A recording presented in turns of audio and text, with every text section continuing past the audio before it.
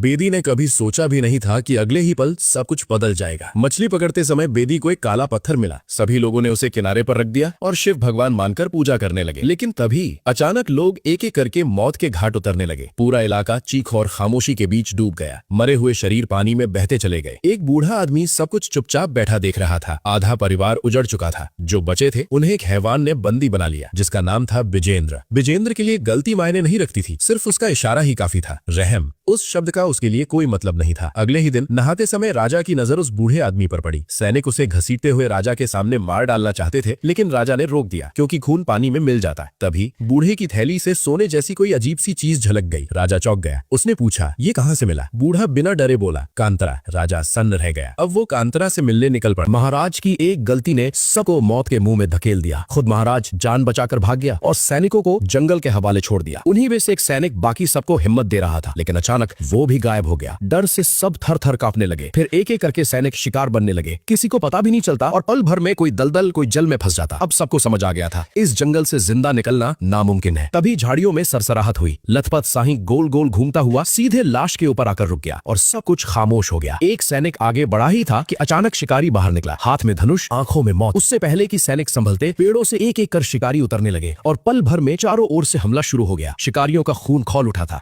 गुस्से ने उन्हें हैवान बना दिया। सैनिकों को लड़ाई शुरू करने का मौका तक नहीं मिला। कुछ ही सेकंड में सारे सैनिक मिट्टी में मिला दिए गए। मौका देकर आखिरी सैनिक भागना चाहता था, लेकिन कांतारा ने उसे भी नहीं छोड़ा। जैसे ही मूर्ति निर्माण का उद्घाटन शुरू हुआ, पंडित के मुंह से अचानक निकला, ये तो अब शकुन है। अगले ही पल मधुमक्खियों का झुंड बिजली की रफ्तार से लोगों पर टूट पड़ा। पूरे महल में हाहाकार मच गया। सब इधर उधर भागने लगे। कुछ लोग जान बचाने के लिए पानी में डुबकी लगाने लगे। भागते भागते अचानक महारानी कनकावती फिसलकर गिर पड़ी। एक मधुमक्खी उन पर हमला करने ही वाली थी कि झट से किसी ने चादर उड़ा दी। वो कोई सैनिक नहीं था, वो था एक वीर योद्धा बेरमे। उसी क्षण एक मधुमक्खी सीधे उसके होंठ पर आ बैठी। उसकी सांसें थम गईं, लेकिन बेरमे ने डरने के बजाय धीरे से हाथ आगे बढ़ाया। मधुमक्खी उसके हाथ पर आ बैठी और फिर जैसे ही वो उड़ी, पूरा झुंड उसी के पीछे उड़ चला गया। कनकावती के लिए बेरमे अब भी एक अजनबी था। उन्होंने पूछा, क्या तुम सैनिक हो? बेरमे ने बिना डरे जवाब दिया, सैनिक? क्या एक सैनिक भी किसी की जान नहीं बचा सकता? तो कुछ पल के लिए ऐसा लगा जैसे सब खाई में समा जाएंगे। नसीब अच्छा था, वरना एक भी जान नहीं बचती। इधर चन्ना और जयंती चुपके चुपके मौज मस्ती में डूबे हुए थे, लेकिन किस्मत को कुछ और ही मंजूर था। किसी ने चन्ना की बीवी के कान भर दिए और दोनों का राज पर्दे से बाहर आ गया। चन्ना का दिल जोर जोर से धड़कने लगा, मानो सीने में घंटी बज उठी हो। तभी अचानक हालचाल मच गई। सैनिक बर्मे के साथी को मारने के लिए आगे बढ़ ही रहा था कि बर्मे बिजली की तरह उस पर टूट पड़ा। अब तो युद्ध होना तय था और लड़ाई की गूंज चारों ओर फैल गई। महलों से और सैनिक बाहर निकल आए। दोनों तरफ से ताबड़तोड़ हमला शुरू हो चुका था। उसी वक्त सबके होश उड़ गए। धीरे धीरे रथ चलने लगी, लेकिन उसे रोकने की जगह उसके ऊपर ही चढ़ गए। रथ की रफ्तार बढ़ती ही चली गई। फिर एक बार सबके चेहरे का रंग उड़ गया। बर्मे और उसके साथियों के चेहरों पर साफ लिखा था, अब या तो सब कुछ दांव पर लगेगा या फिर सर कटेगा। इधर से सैनिक लगातार तीर बरसा रहे थे। बर्मे रस्सी से लटकते हुए एक एक सैनिक को लात मारकर गिराने लगा। युद्ध अब सिर्फ लड़ाई नहीं रहा, ये बदले और जिंदा रहने की जंग बन चुका। जब बेरमे ने महलों के बाहर तबाही मचा दी, तो उसे रोकने के लिए सैनिक जान की बाजी लगाकर उतर आए, लेकिन उसकी हर कोशिश एक एक करके नाकाम होती चली गई। तभी अचानक सबकी आंखों के सामने रथ खाई की ओर बेकाबू होकर दौड़ने लगा। रथ के आगे जो भी आया उसे कुचलता हुआ अपने साथ घसीटता चला गया। ये देख कनकावती ने गरजते हुए आदेश दिया, जाओ किसी भी कीमत पर रथ को रोको। लेकिन तब तक रथ खाई के बेहद करीब पहुंच चुका था। ये मंजर देखकर सबके होश उड़ गए। मौत बस एक पल की दूरी पर थी। सैनिक ने हार नहीं मानी। लगातार कोशिशों के बाद आखिरकार उसने रथ को रोक ही लिया। अब बेरमे के साथियों की सांसों में जान लौटी। उसी पल सैनिकों ने बेरमे को चारों ओर से घेर लिया। कनकावती ने आदेश दिया, इसे बंदी बना लिया जाए। लेकिन किसी को अंदाजा नहीं था कि आगे क्या तूफान आने वाला है। महल पहुंचते ही बेरमे से पूछताछ शुरू हुई, तुम कहां से आए हो? जैसे ही उसने उस जगह का नाम लिया, कांतारा, पूरा दरबार सन्न रह गया। सबके रोंगटे खड़े हो गए। अब आगे जब बर्मे और उसके साथी को बंदी बना लिया गया, महाराज को यह बिल्कुल अंदाजा नहीं था कि यही लोग खुद महलों के भीतर घुस आए थे। सच जानकर महाराज का खून खौल उठा। वजह साफ थी, ये सब कांतरा के उसी इलाके से आए थे, उस जंगल से जहां उसके दादाजी का नामो निशान भी नहीं मिला था। महाराज को लगा मारने से डर पैदा होगा, लेकिन नतीजा उल्टा निकला। कैद में होने के बावजूद बर्मे और उसके साथी महाराज को लेकर अपमानजनक शब्द कहने लगे। अब ये अपमान महाराज से सहा नहीं गया। गुस्से में उसने झट से तलवार उठा ली। तभी उसके पिता ने उसे रोक लिया। महाराज का क्रोध उसके चेहरे पर साफ झलक रहा था। पिता ने कठोर आवाज में पूछा, जब तुम्हें पता था कि यहाँ से बच निकलना नामुमकिन है तो फिर आए क्यों? बर्मे ने बिना एक पल डरे सीधे आंखों में देखते हुए जवाब दिया, जैसे आए थे वैसे ही लौट जाएंगे। इस जवाब ने महाराज के अहंकार को चुनौती दे दी। बर्मे और उसके साथी को सबक सिखाने के लिए महाराज ने एक बेहद खतरनाक बेरहम आदमी उनके पीछे भेज दिया। अब खेल शुरू होने वाला था। दिखने में ये आदमी छोटा सा था, लेकिन उसका नाम सुनते ही बड़े बड़ों की रूह कांप जाती थी। अब बेरमे और उसके साथियों को सबक सिखाने इस आदमी को लाया गया। वो आदमी पहरेदार से सख्त लहजे में बोला, बाहर से ताला लगा दो, ये सब तुम लोग देख नहीं पाओगे। अंदर सन्नाटा और फिर शुरू हुआ कहर। गुस्से में वो एक एक कर सबके चेहरे से मास्क नोचता गया। कड़क आवाज में उसने सवाल किया, बताओ तुम सब कहां से आए हो? जैसे ही एक नाम गूंजा, कांतारा। उस आदमी के रोंगटे खड़े हो गए। कुछ पल पहले जो खुद को हीरो समझ रहा था, उसकी सारी हवा निकल चुकी थी। डर से उसका बदन थर थर कांपने लगा। घबराकर वो दरवाजा खोलना चाहा, लेकिन बाहर से तो लॉक था। उसकी चीखें बाहर तक गूंज उठी। विडंबना ये थी कि बाहर जाने का हुक्म उसी ने दिया था। हड़बड़ी में उसने अपना आधा सिर लोहे की सलाखों में फंसा लिया। दर्द से तड़पता हुआ गिड़गिड़ाने लगा, बचाओ, कोई बचाओ। कुछ देर बाद पहरेदार लौटे। किसी तरह उसका सिर बाहर निकाला गया। तब जाकर उस आदमी की सांस में सांस आई। चेहरे पर राहत लौटी, लेकिन आंखों में डर अब भी जिंदा था। और यही आदमी आगे चलकर सबको आजाद कराने वाला था।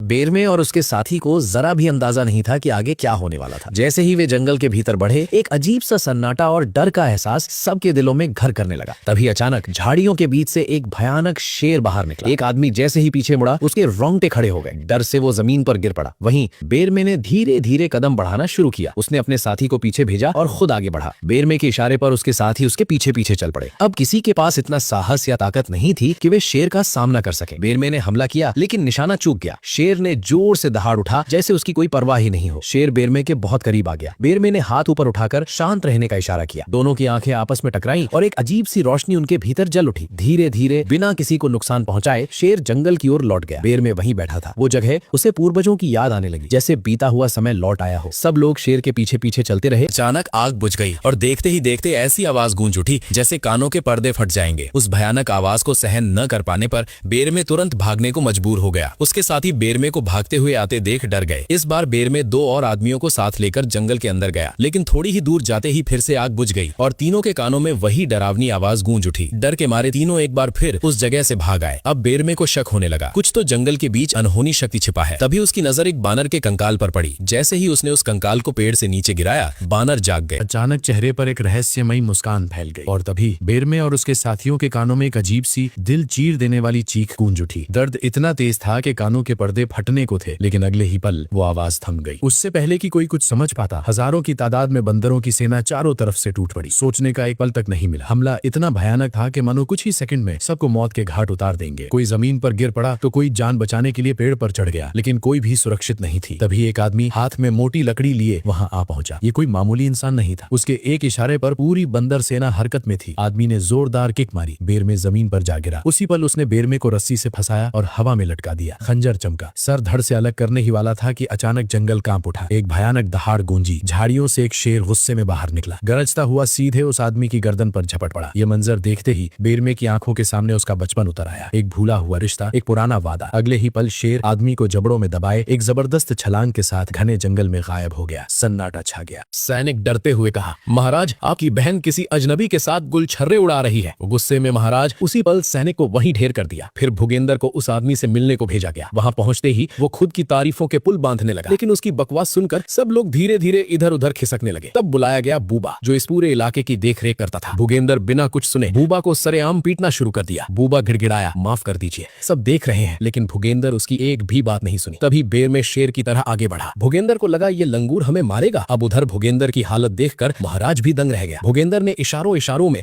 सब बता दिया कि बेरमे ने किस तरह से सबको कुचल डाला, और भुगेंद्र ने एक एक कर सभी के जख्मों की कहानी महाराज के सामने रख दी। बंदरगाह के लोग बेरमे के साहस को देखकर उसके साथ खड़े हो गए। अब बेरमे ने महाराज से सीधे दुश्मनी मोल ले ली थी और आज कांतारा बसी तेजी से महल की ओर बढ़ने लगे। इधर सैनिक भी अपने स्थान पर तैनात हो गए। देखते ही देखते उन्होंने तीरों की बारिश शुरू कर दी। कुछ लोग तीरों की शिकार बनते गए। बेरमे दहाड़ते हुए सामने की ओर घेरा बना दिया, लेकिन सैनिकों ने उसे तोड़ने के लिए आग का गोला फेंक दिया। सेकंडों में घेरा चकनाचूर हो गया। बेरमे ने साथियों को मुश्किल में देखकर जोरदार एक गूंजती आवाज लगाई। फिर उड़ते हुए आग के गोले ने सीधे बंगरे की दीवार को तोड़ दिया। उसके बाद और बहुत सारे जलता हुआ पेड़ दीवार के उस पार होने लगे। धीरे धीरे सैनिक कमजोर पड़ने लगे। कई आग की लपटों में समा गए। सैनिक भी कुछ समझ पाते उससे पहले हवा के साथ उठते हथियार उन पर टूट पड़े। चेहरों पर डर जैसा कोई चीज नहीं था। अब लड़ाई अपनी चरम सीमा पर और जंग पूरी तरह नया मोड़ लेने वाली थी।